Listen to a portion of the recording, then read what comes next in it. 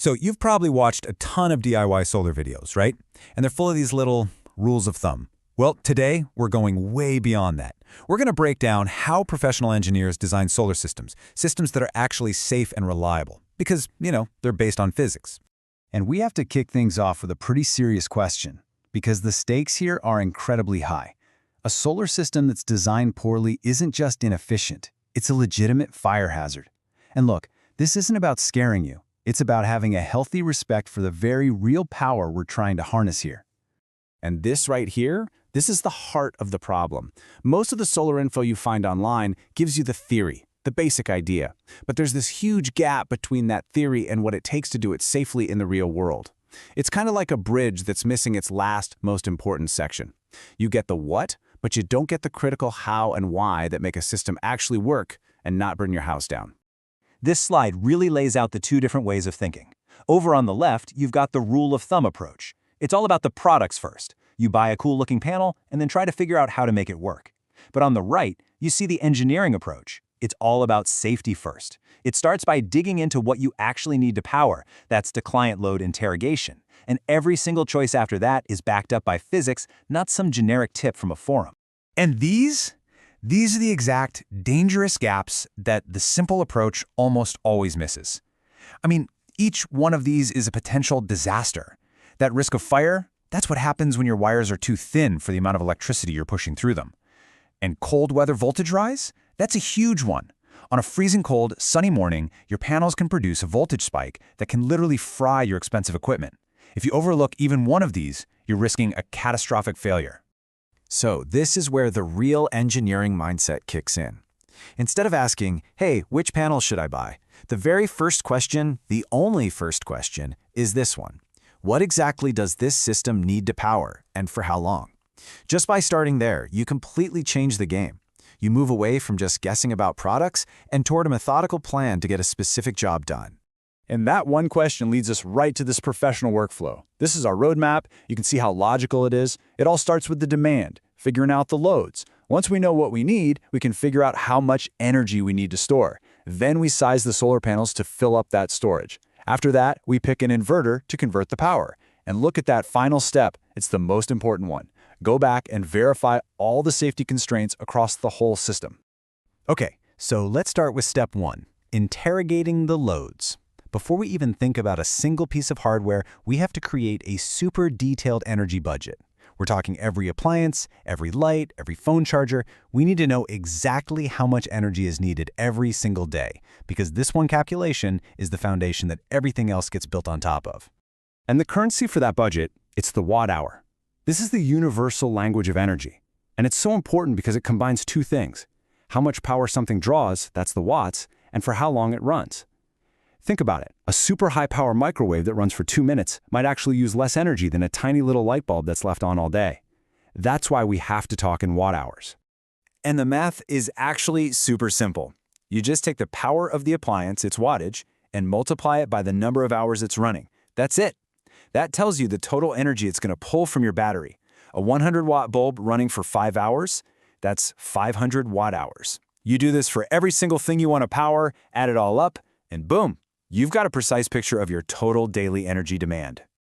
All right, once we have our grand total of watt-hours, we can finally figure out how much energy we need to store. This brings us to the battery bank, which is really the heart of the whole system. But sizing it isn't quite as simple as just matching our daily need, and that's because of one very critical factor. And that factor is called depth of discharge, or DOD. Here's the deal. You can never ever drain a battery all the way to zero without seriously damaging it and shortening its life. Different battery types have different safe limits. A fancy lithium battery might let you safely use 80 or 90% of its listed capacity. But an old-school lead-acid battery, you might only get 50%. That means your 100 amp-hour lead-acid battery is really only a 50 amp-hour usable battery. Big difference. So this is how we get to the number that actually matters, the truly usable energy. We start with the battery's capacity that's printed on the box, its theoretical max. Then, right away, we have to chop that down by its depth of discharge. And we're not done. After that, we have to account for efficiency losses. Energy that just gets lost as heat in the wiring and the inverter. What's left over at the very end, that's your usable watt hours. That's the only number you can design your system around. Okay, we know our demand, we've designed our storage to meet that demand, so now the question is, how do we fill that battery back up every day? How big does our solar array actually need to be? Well, the key thing for figuring that out isn't just daylight hours, it's a specific value called peak sun hours. Basically, it's a standardized way to measure the useful solar energy in a specific location. So, a place like Arizona might get 6 or 7 peak sun hours, but say Seattle in the winter, you might only get 2 or 3. And if you want a reliable system that works all year round, you have to design for that worst-case scenario, those 3 winter hours. So this shows us exactly how to size that array. You take your home's daily watt-hour number and you divide it by your location's peak sun hours. But, and this is crucial, you also have to factor in all those system inefficiencies, energy that's lost to heat, dust on the panels, resistance in the wires. By doing this, you make sure your final solar array is actually big enough to meet your needs, even on days that aren't perfectly sunny and clean. Now we get to the brains of the system, the inverter. Its job is to take that DC power stored in the batteries and turn it into the AC power that your appliances use. And it actually has 2 very different, very critical jobs to do. It has to handle the slow and steady, continuous power for things like your lights and laptop, but it also has to be able to survive a massive, sudden power spike, like when a big refrigerator compressor kicks on. So, because of that, we have 2 simple rules when we size an inverter. First, its continuous wattage rating has to be higher than the total of all your appliances running at the same time. Easy enough. But second, and this is the one that trips a lot of people up, its surge rating has to be big enough to handle that massive startup kick from your single biggest appliance, whether that's a well pump, an air conditioner, or a big fridge. And now we come to what is arguably the most critical safety component in the entire system. And funny enough, it's the one that gets overlooked the most, the wiring. I want you to think of a wire like a pipe for electricity. If you try to force too much current, too much flow, through a pipe that's too small, you get a lot of friction. And in an electrical system, that friction shows up as dangerous heat. And that heat, that is where things go horribly wrong. It starts by melting the plastic insulation right off the wire, which can cause a short circuit. If it gets hot enough, it can ignite any material that's nearby. In the high current world between a big battery bank and an inverter, this isn't just some abstract risk. It is a primary cause of solar-related fires. It's that serious.